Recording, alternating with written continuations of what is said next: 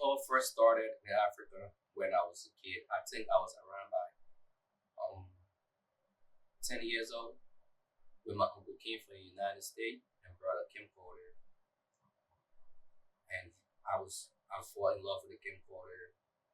It was a little camera, it was those videos, and he taught me how to put it on, turn it off, and press the record button and the play button.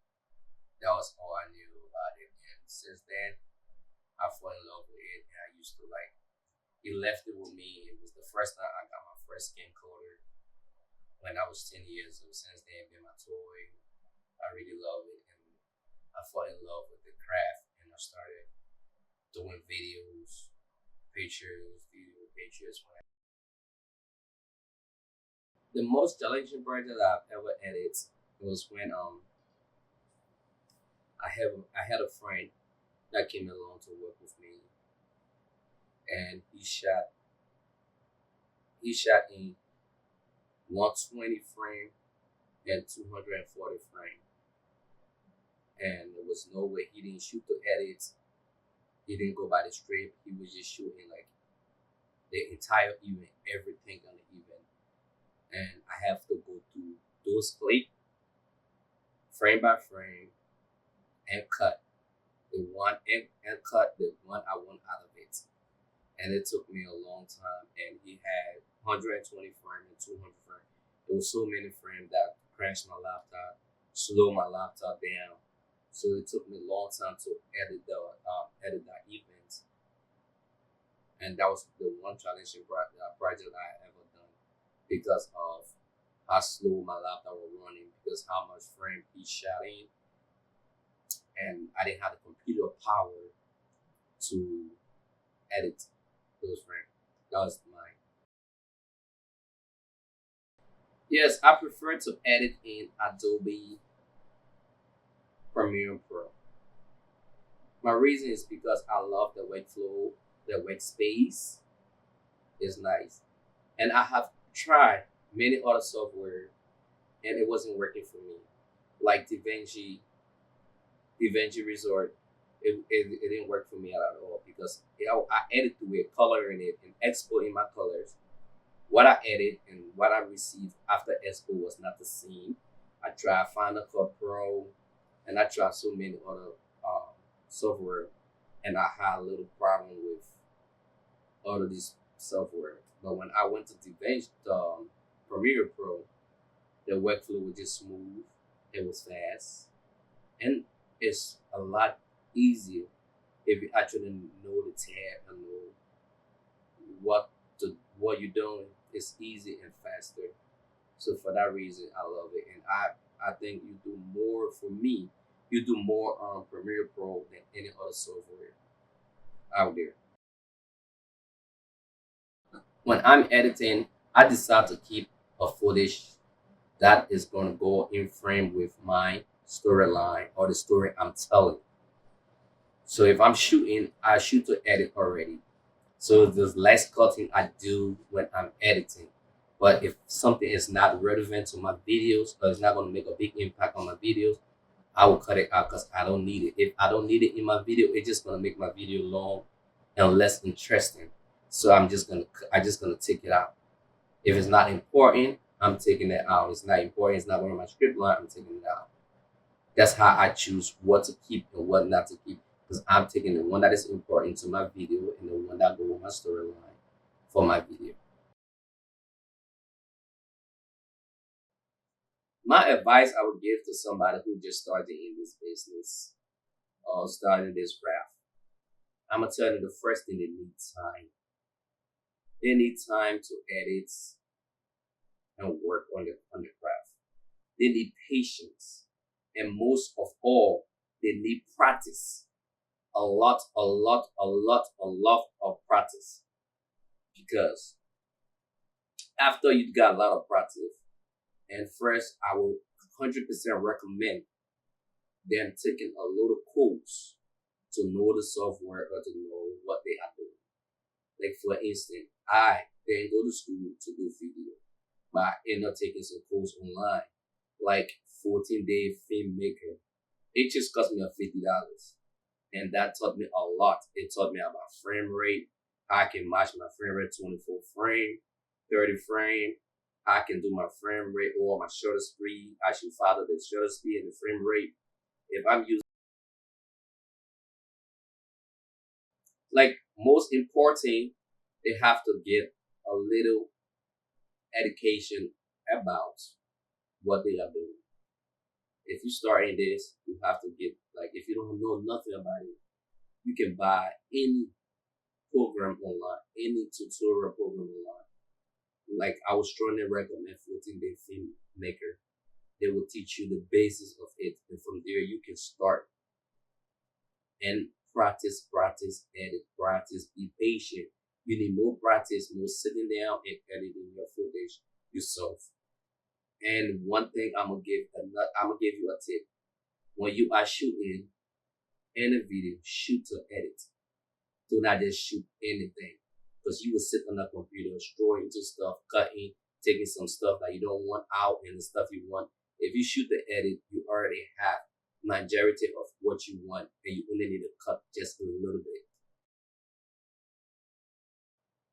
As a beginner, and I'll give you that technique or tips that you need to know, that you should know. First is frame rate and shutter speed. They play a big part into your videos. If you miss both frame rate and shutter speed, it's gonna be a problem doing edits. And another tip is shoot to edit. Plan your shoot before you start shooting. Plan your shoot. Write your script. Know what you are going for before you shoot. As that being said, it's as the same as shooting to edit. Shooting to edit is very good. Yes, I really like when people criticize my videos or give me feedback from my work I did, because that improves my work. If it is good, they say, "Oh, your work is good." I feel good about it. But I actually like for them to criticize my job. "Oh, it is good, but this is this. You have to work on this. You have to work on that." That make me more good, more better to work on some stuff I have problem in. I may not see no problem in it, but other people outside that been in the game for a long time or know it, and they give me feedback what they want. Like, customer can say, "Oh, I want this way, that way. Oh, I don't want this way. I want that way." Feedback is very good. Feedback very, very much improve your workflow and improve a photographer you are or videographer that you are going to be. Feedback is very good. Yes, every little thing in editing or shooting make a big impact in the craft that we work in, especially video editing and pictures. Like, for instance, web balance. People take web balance make a big impact on the way your footage is going to come out. 2, if you editing your cut, just a simple cut make a big editing. Like, if you want to do like a 5-minute, like a reel for social media to get the attention, and you're doing like one scene for like probably 10, 15, 20 seconds, that's too long. Get the important part and make it at least 4-3 seconds. That keeps your audience focused on your videos, and it gives you more hours to watch, and your video become more interesting. And make your video more interesting because the way you cut, and you're not making the video boring. If you make the video boring, nobody want to watch it. But if it is interesting, trust me, you will always get people want to watch your video, and make the time short.